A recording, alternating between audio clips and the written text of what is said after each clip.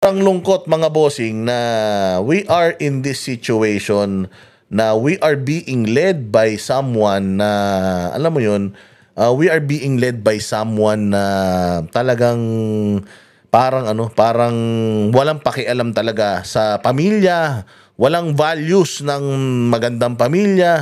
Kasabagay yung dynamics ng pamilya nila magulo eh. Kita mo sila magkakapatid, di sila magkakasundo eh.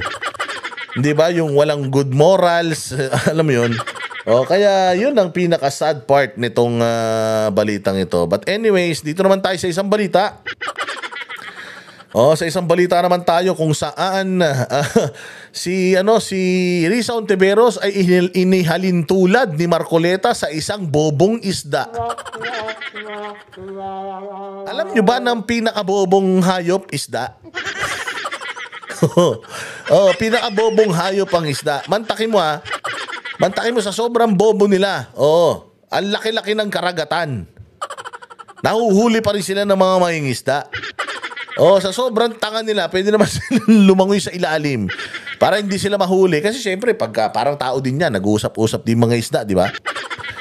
Nahuli yung nasa net. Nakita nyo yung sa TV, pag nanonood kayo ng mga pelikula ng mga isda na nagsasalita, nag-uusap naman sila eh. Sabi nila, hoy, anong ginagawa mo dyan? Nandito yung kalayaan, ba't nandiyan ka? Nandoon sila sa net, inaangat sila, tulungan mo ako! Tulungan mo! Hindi kita matutulungan, wala akong kamay! Sa susunod kapag, siyempre ikaw, isda ka na, nakita mo na yung net, itsura ng net, nangunguha ng ano yun. Nangunguha ng isda yun, putang ina, iwasan mo na yun. Pag may nakita ka ng barko sa taas na gumagano, tas suminto at naglaglag ng net, puta, iwasan mo na yun. Ang laki ng dagat, ang liit lang ng net eh. Pero sa sobrang bobo ng isda, nauhuli pa rin sila.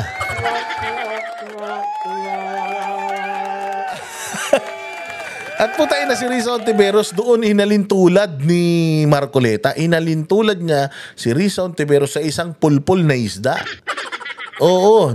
Si Marcoleta ay isang mangingisda, pinainan niya yung isda. Taina yan, ayun, sumut sa pain niya.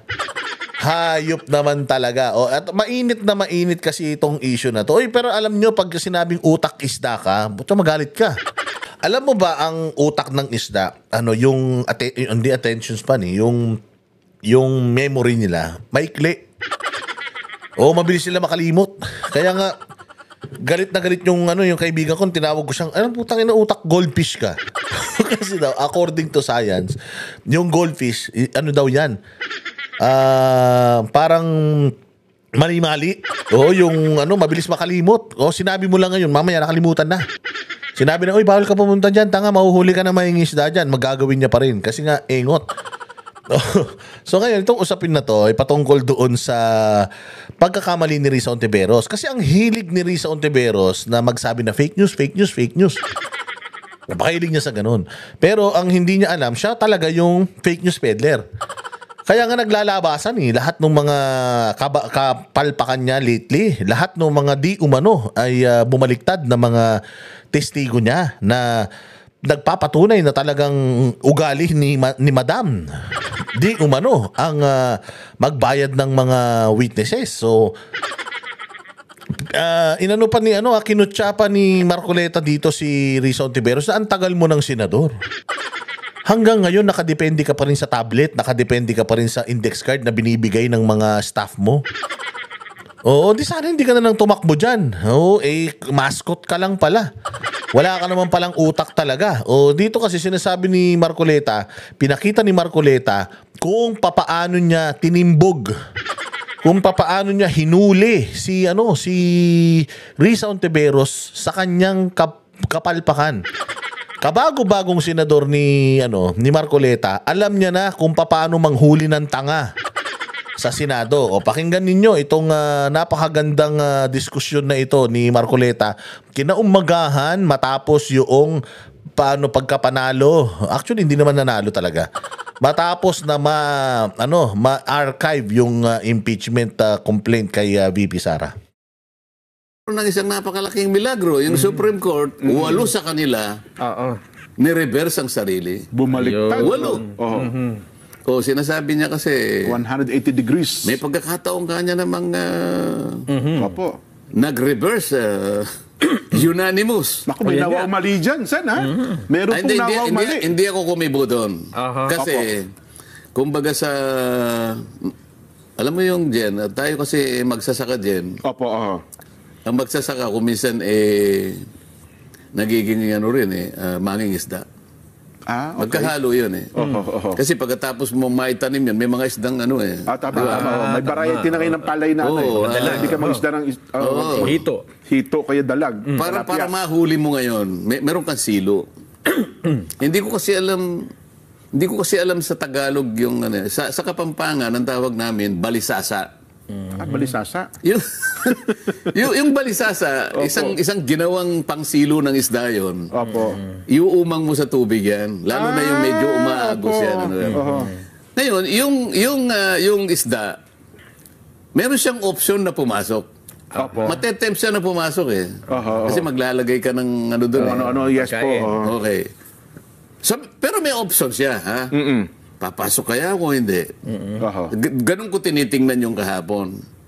Kahapon ba yun? Wednesday po, Wednesday. Di ba? Ang ganda. So, meron daw siyang pang-trap sa tanga-tanga ng isda. Doon sa bobong isda, ang dami nun Marami siyang nakitang isda. Uy, merong 24 bobong isda. Hindi pala, 24 isda. Kasama ako. Hindi, 22, 23 lang.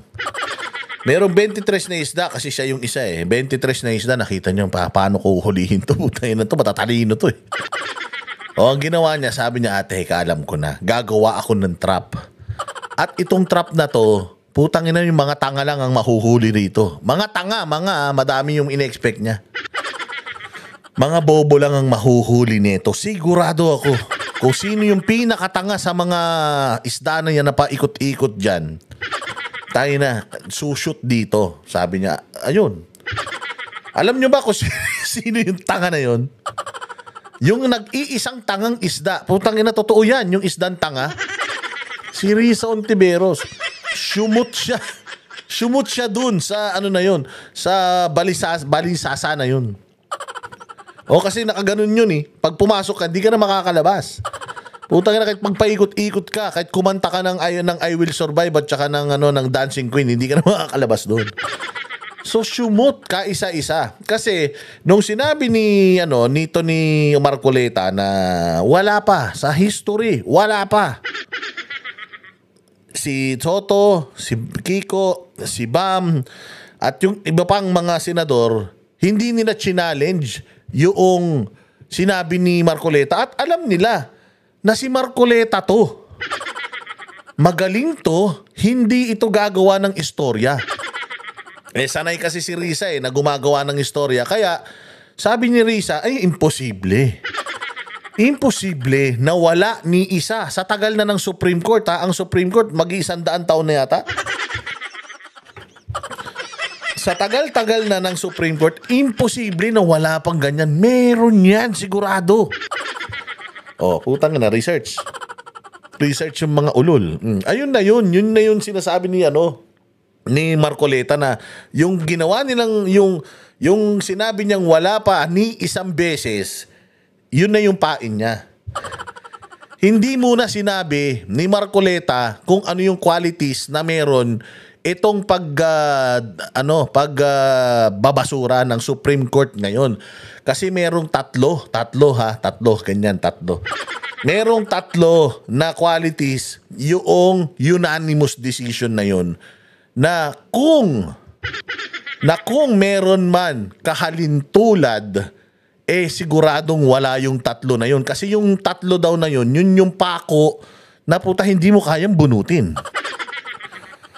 Yun ang ipinain ni Marcoleta na kinagat ng bobong isda na si Risa. Diretso. Wednesday. Isang araw. Isang araw. Sige, pumasok ka.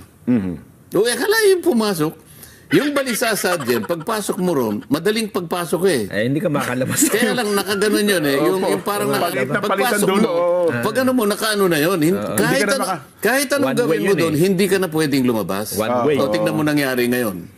Ang Supreme Court na nagsabi. Mali naman yung mga pinagsasabi mo. Kasi nung sabihin niya yung League of Cities versus Comelec, Napangiti na ako doon. Opo. Kasi kaya ako na inumag yun. Kasi alam nyo, natalakay na natin. Yun. So, tinan mo ha, tinatalakay na ni Marcoleta sa show na yan ilang beses yung tungkol dyan sa pagbasura ng Supreme Court. Pero dahil pulpul nga talaga si Risa, kumagat pa din siya sa pain.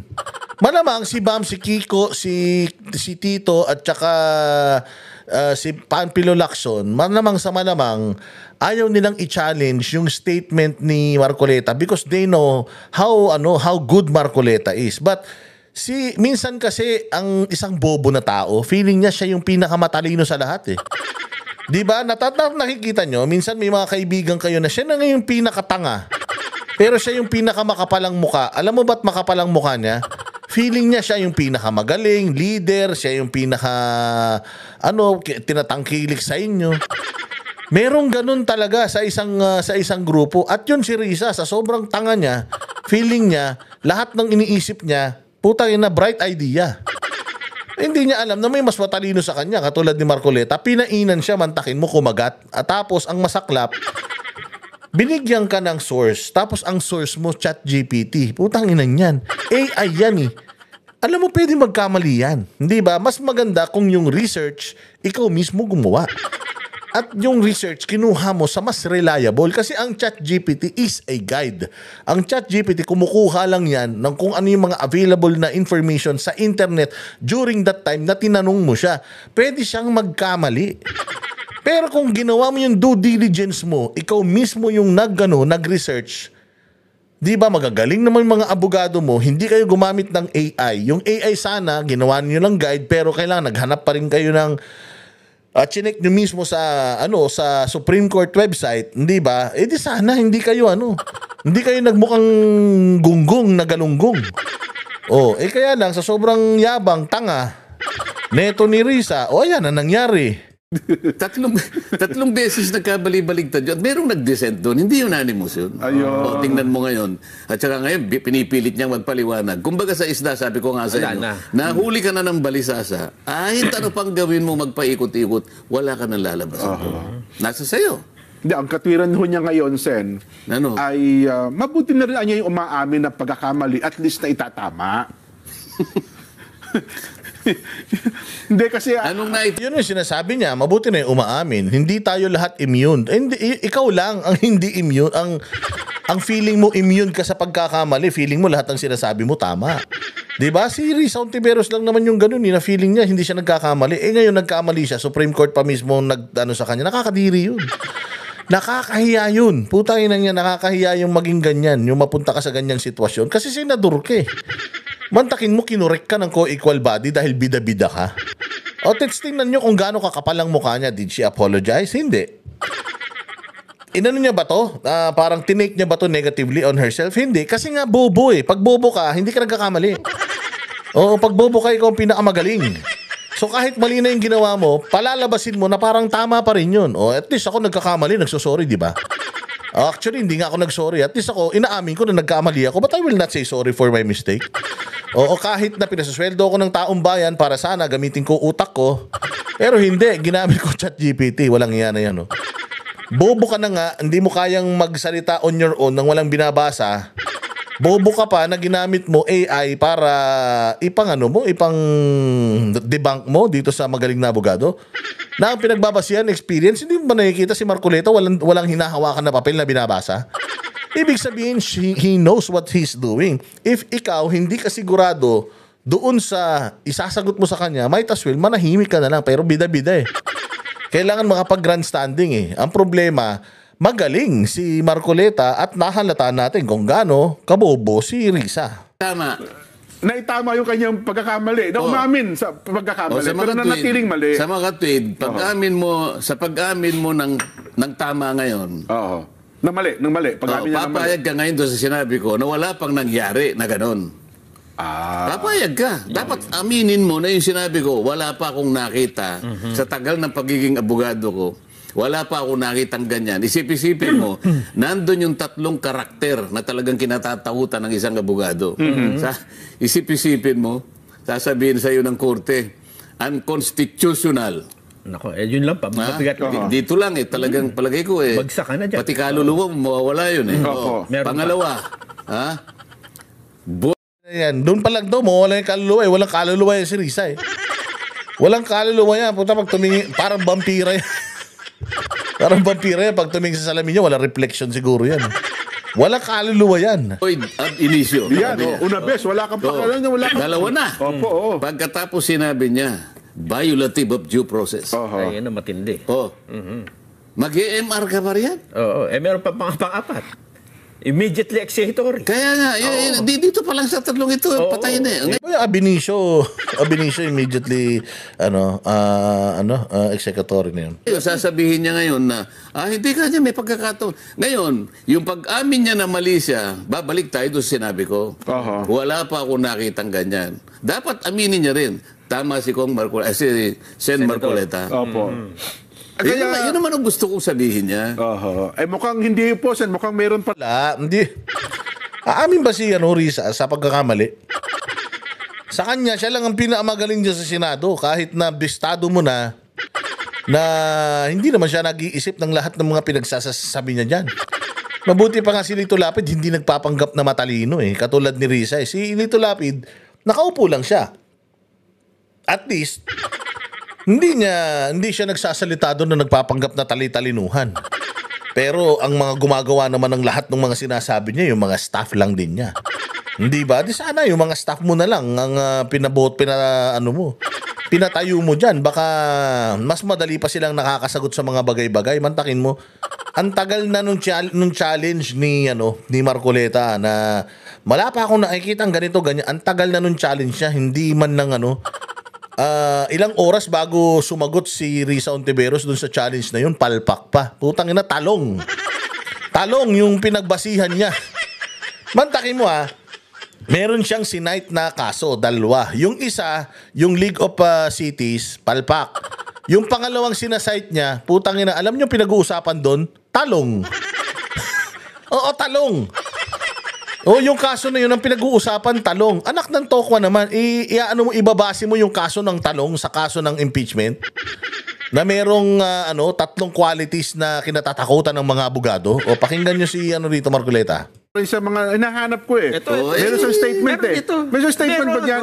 Meron siyang statement po. Ang sabi niya dito, meron pa rin daw siyang makikita Nasa na ba yun? Ito, nasa page 3. Ayan. Page 3, ayan. Sa pagbibiripika niya, nalaman niyang marami. Opo, sa mga desisyon sa kaso, hindi po unanimous decision. Tinutukoy po ni Senadora na ang kaso bilang halimbawa, kung saan lahat ng kalahok na maestrado ay bumoto ng pare-pareho at kalaunay binaliktad kasunod ng pagkakahain daw po ng motion for reconsideration. Ginamit niya naturang information na Sunday mayroong sa binanggit yung... yung pero sa isang Facebook post. Yung isa nanindigan siya na may isa pang kaso. Yan, opo. Alam mo kung anong pinagtalunan dyan? Ito daw po yung international base for the acquisition of pero ang tinatanong ko sa iyo, anong subject matter? Yung BT talong. Yung yung mga modified. Modified na talong. Okay lang niya, ikaw para mo yung modified na talong sa impeachment. Hayop na yan. Alam mo yung modified talong, yung BT talong. Biotechnology talong. Yan yan. Yan yung talong na parang Christmas tree.